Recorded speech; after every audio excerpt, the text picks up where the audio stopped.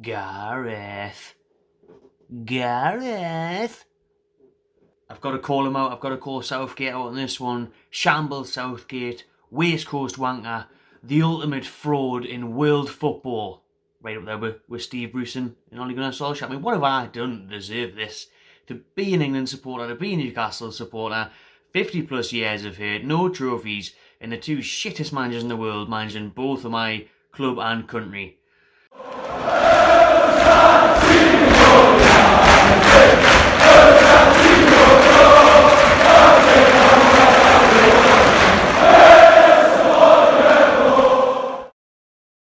Buongiorno everyone, had to do a quick one on this one. Like, Wilson and Darlow both not included in the England squad. I mean, is it really a surprise? No one up north ever gets picked for these England squads. No Newcastle players ever get picked for England.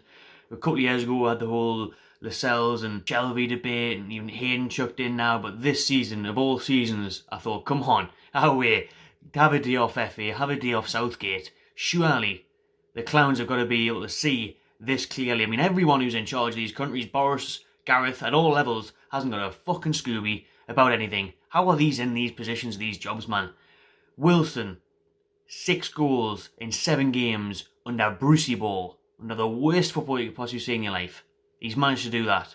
Score that many goals for this club. Scored that many goals in previous seasons for Bournemouth, who have been fighting relegation.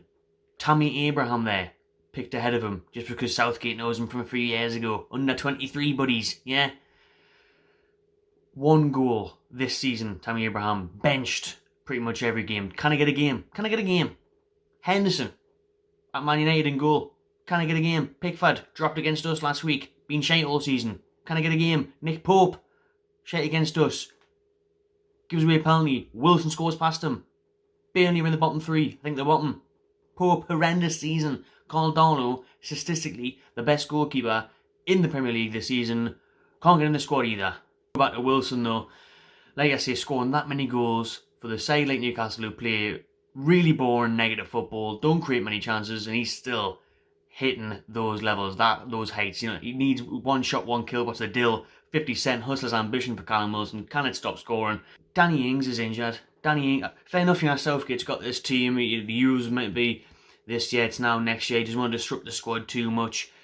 But when Danny Ings' injury is announced, you think, right, gotta be easy. Informed striker, one of the best in the league at the minute. Best Englishman in the league at the minute, Wilson. You know, Calvert-Lewin and Kane, obviously up there, but I mean, behind them, to come into the squad, clear as day, obvious decision, totally makes sense. Why is he getting excluded? There's just no logic behind it. Tammy Abraham, like I said, can he get a game at Chelsea? Scored 1 goal all season. It's an absolute joke. And then Karl Darlow, most saves this season, tested fucking 777 times a game under Steve Bruce's football, just sitting off defence may as well not even be there, let them shoot on goal. The amount of times he's saved us already this season, what a step and he's been for Dubravka. How is he not even getting in the squad? I'm not even saying these should be starting. No one expects, well, I don't expect Wilson to start above Kane. Maybe not even Calvert-Lewin because he's still on fire and he's played his debut for England last month, got his chance, took it well. You've obviously got Sterling, Sancho, whoever else is in there, Rashford, you know, Greenwood hasn't been included this time as well either. So, not starting, but at least a place in a 30-man squad. We've got 3 games in just over a week with a fucking friendly against Ireland during a lockdown. Explain that to us as well. That's how much a fucking shit show this whole thing is. With a friendly against Ireland next Thursday night, 30-man squad. How isn't Wilson in that? How isn't Darlow in that? It's an absolute disgrace. Shambles, clown. Southgate's a clown. Like I said, he's a total fraud. He's going to fuck up our best chances of years of winning a trophy, if he didn't already, in 2018 at the World Cup. He definitely will next year at the Euros, at England, at Wembley, where the opening game, I think the semi, the finals, all going to be played in London. Home turf. Best chance in years.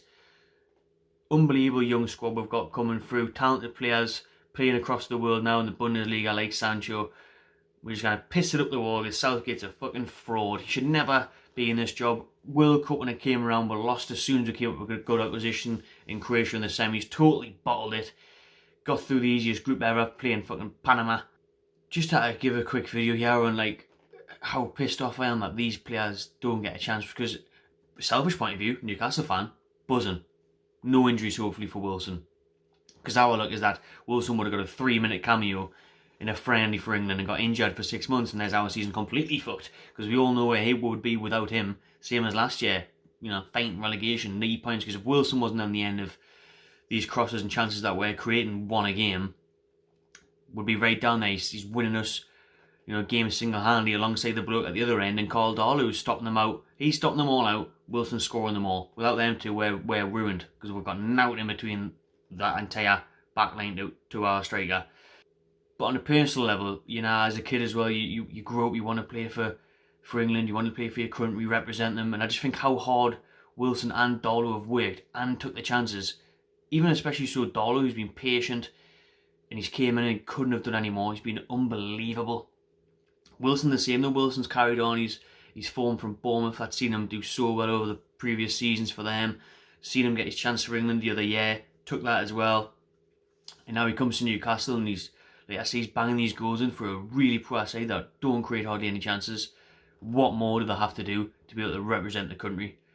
I just feel sorry for them on a personal level, but on a selfish level, as a fan of Newcastle, we need our best players, obviously. They're our best players at the moment. They're our informed players. They're our game-winning players. So thankfully, you know, they won't get injured over that international break unless there's a freak injury when they're walking as that. But apart from that, they should be alright. When Southgate took over and he promised to be different from the rest of them, and he was going to come in and said I wasn't going to pick players on club or reputation. He was going to be purely on form. Bullshit. Tammy Abraham is the prime example in comparison here to Wilson, because playing at a Champions League club in London and Chelsea, Tammy Abraham, is he playing though? No, he's not. He's getting minutes here and there. He scored 1 goal all season. Wilson has scored 6 and got an assist for one of the worst playing football sides in the Premier League. So where's that based on form?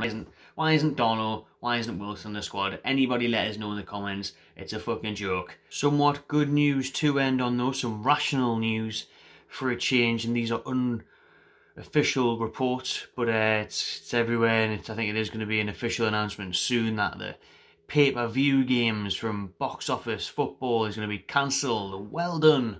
Well done. The first good decision in weeks and months this country's made. Backtracking a terrible decision in the first place, like that should never be the case. Charging fans, especially Newcastle fans, charged for games that they couldn't even go to, and then having to pay an extra £15 on top of that. For example, the Man United game, which was the first box office game in history. Man United at home, still getting charged from your season ticket. Here's an extra 15 quid if you want to watch it as well. Bonkers. But the whole thing's a joke. I mean, tomorrow night before the Newcastle game, it's Burnley v Brighton or something, and that's on 15 quid. Seriously? Who on earth's going to pay that? I mean, they should have even made it about £4.95. Like, Mike Ashley even said that. They should have made it about a £5, and then maybe fans would have got it. But they shouldn't have made it a thing in the first place. And now that it's going to be cancelled, thank God, well done.